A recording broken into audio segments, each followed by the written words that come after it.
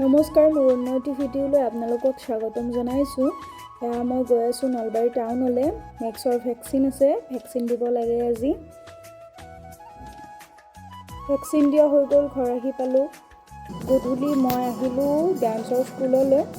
এয়া আমাৰ ৰিহাৰ্চেল চলি আছে। যোৱা 12 ফেব্ৰুৱাৰীত আমাৰ গাঁৱৰ বাৰ্ষিক সভা আছিল, যিহেতু তাৰ কাৰণে আমি প্ৰেক্টিছ কৰি আছিলোঁ। এয়া মোৰ বিদ্যালয়ৰ সকলো ছাত্ৰ ছাত্ৰী। যিহেতু মোৰ ডান্স স্কুলখনত সত্ৰীয়া নৃত্যৰ উপৰিও বিহু নাচ আৰু বিহু বাদ্য শিকোৱা হয়, সেইকাৰণে ইহঁতে বিহু নাচিব।